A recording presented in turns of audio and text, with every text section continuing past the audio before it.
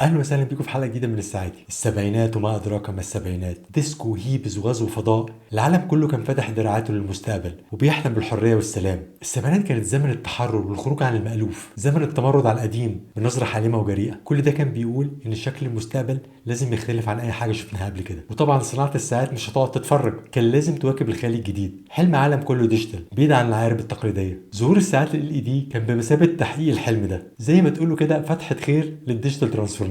اول ساعه LED ظهرت سنه 1970 من شركه هاملتون، لكن نزلت الانتاج سنه 1972. كان اسمها بولسار بي 1، كانت غاليه جدا، كانت ب $2100. الرقم ده كان تشتري بيه عربيه ساعتها. الساعه كانت كلها دهب، بس التكنولوجي بتاعتها كانت غاليه جدا ساعتها. والساعه دي ظهرت في فيلم جيمس بوند ليف اند ليت داي سنة 1973. بعد كده دخل على الخط شركة أرميترون اللي اتأسست سنة 1975 على إيد مهاجر روماني اسمه يورجن كلوك. أرميترون ركزت في بدايتها على الساعات LED اللي كانت ترند للمستقبل ساعتها، وقدرت تنتشر بسرعة ساعتها لأن هي قدمت الشكل المستقبلي لكن بسعر مناسب، وبقت من أشهر العلامات الأمريكية في الساعات الاقتصادية. مع الوقت أرميترون قدمت موديلات تانية LCD وكورتز بجودة كويسة جدا مقابل سعر، وده اللي خلى أرميترون تبقى الساعة الأمريكية الشعبية. وسنة 1999 بقت خامس اكبر ماركه ساعات امريكيه في السوق. ارميترون لسه موجوده لغايه النهارده وبتركز على الساعات الكورتز والديجيتال. النهارده هنعمل انبوكسنج للارميترون التترا اللي هي ري ايشو لموديلات السبعينات بتاعت ارميترون.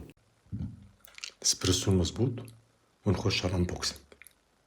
طب احنا ليه بنعمل 2 انبوكسنج مع ان قلنا هنعمل انبوكسنج واحد؟ احكي لكم الحدوته. وانا بحضر الحلقه دي طلبت الارميترون التترا على واحد صاحبي كان جاي من امريكا. اللي حصل ان هم ادوا له الساعه دي مش التترا، دي الجريفي اللي هي الموديل اللي قبليها. اما خدتها من صاحبي في مصر فوجئت ان هي طبعا مش الساعه الحقيقيه. المهم بعت لي الكاستمر سيرفيس في ارميترون، قلت لهم المشكله اللي حصلت ان انا طلبت التترا وصلت لي الجريفي. ردوا عليا قالوا لي لا انت طلبت التترا وصلت لك التترا. يا جماعه مش معقول، انا عارف كويس جدا ايه اللي في ايدي ومش معقول ان انتوا مش عايزين تنفستيجيت. قالوا لي طب صور لنا الكيس باك بتاعت الساعه دي. صورت لهم الكيس باك بتاعت الجريفي ومفيش نص ساعه لقيتهم بيقولوا لي احنا اسفين جدا جدا على اللي حصل، وطلبوا مني الحل اللي يرضيني. قلت لهم المشكله ان الساعه دي دلوقتي موجوده معايا في مصر وصاحبي اللي موجود في امريكا سافر خلاص مش هعرف ارجعها لكم. قالوا لي خلاص لو تحب نعمل لك فول ريفاند وتخلي الساعه معاك براحتك، تحب نبعت لك التترا وتخلي دي معاك براحتك. قلت لهم انا عايز التترا بصراحه. قالوا لي خلاص هنبعتها لك. قلت لهم بس المشكله ان انا اساسا مش في امريكا، هتعملوا ايه؟ قالوا لي احنا مش بنشيب انترناشونالي بس عشان دي غلطتنا هنشيب انترناشونال. وفعلا بعتوا لي الساعه الارميترون التترا. بصراحه فيري بوزيتيف اكسبيرينس كنت عايز اشيرها معاكم على ازاي تو هاندل كاستمر كومبلين. ممكن نبتدي بالجريفي اوريها لكم بسرعه. شيل اوتر بوكس والانر بوكس عادي كرتون، وادي الارميترون الجريفي. بالنسبة بقى للتترا الباكينج الخارجي اوحش بس الباكينج الداخلي احسن بصراحة. ودي الارميترون التترا الجديدة. طبعا باين جدا الفرق ما بين الساعتين. هنركز على التترا اللي هي عنوان الحلقة، ودي ابقى اعملها حلقة لوحديها ونعمل كومباريزون ما بين الاتنين في حلقة تانية. وادي الارميترون التترا. كيس دايمنشنز لاك تو لاك 38 ملي، كيس ثيكنس في اعرض نقطة 10.5 ملي، كيس ويتس في اعرض نقطة 36 ملي، واللاج ويتس 20 ملي، وده بيخلي سترابس كتير تمشي على الساعة. جلاس هنا مينرال جلاس، والكيس باك ستانلس ستيل، والووتر ريزيستنس 50 متر بس، وده طبعا يعتبر قليل على سبورتس ووتش. طريقة التشغيل بتدوس هنا عشان الديسبلاي يشتغل الساعة والدقايق، دوسة كمان الشهر واليوم، دوسة كمان الثواني، وتاني ترجع للساعة والدقايق.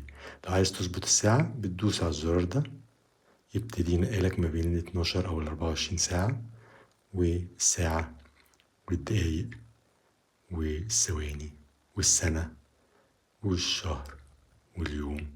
طب ليه ال LED ووتشز كان معمول لها الزرار ده؟ عشان تبص على الساعة وبعد كده تطفي بعد شوية.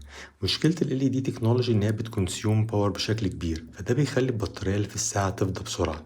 فالحل كان ساعتها ان انت تعمل زرار يشغل الديسبلاي 5 ثواني تشوف الساعة وبعد كده الديسبلاي يقفل لوحده عشان يسيف انرجي. بصراحة من الحاجات الجميلة جدا في الساعة البيلد كواليتي.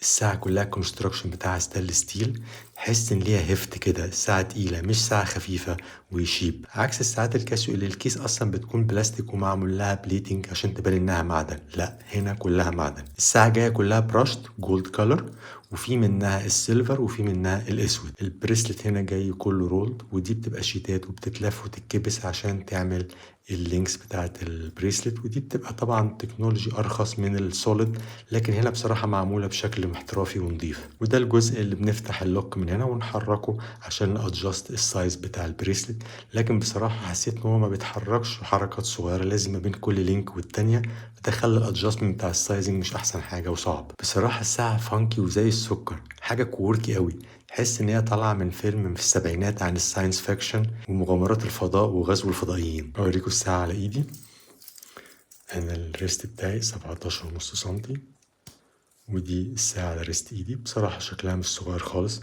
شكلها فانكي وكوركي جدا. ودي مايكرو شوتس للساعة، هنشوف الفينشن كله براشد جولد، والديسبلاي المينرال جلاس، وشايفين بصراحة مستوى التشطيب على الفئة السعرية دي كويس جدا.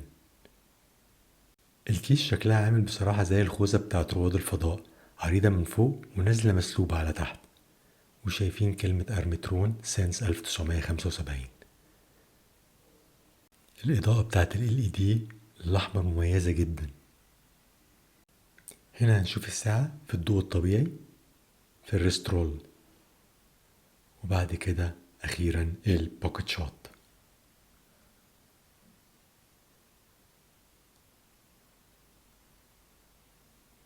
دي مميزات الارمترون التترا. بصراحه الساعه شكلها فضائي جدا، الساعه قيمه مقابل سعر. بصراحه سعرها الليست برايس $70 على الارمترون ويب سايت، واوقات كتير بيعملوا 15% والسعر بيوصل ل $55. اللاج ويتس بتاع الساعه 20 مللي، وده يخليك تستخدم عليها سترابس كتير. عيوب الساعه التترا ان انت محتاج ايديك الاتنين عشان تقرا الساعه. من العيوب برضو بصراحه الادجستمنت بتاع السايزنج للبريسلت مش سهل. عيوبها برضو الووتر ريزيستنس مش احسن حاجه. تشتري الارمترون التترا امتى؟ لو عايز تعيش الفايبس بتاعت السبعينات، لو انت عايز ساعه فانكي مختلفه في الكوليكشن بتاعتك. الساعه شكلها فانكي جدا، ما تشتريهاش امتى؟ ما تشتريهاش لو هتبقى ساعتك الوحيده، لان زي ما انت شايف مستحيل تناسب اي مناسبه فورمال. انا كده خلصت، قولوا لي ايه رايكم في الكومنتات.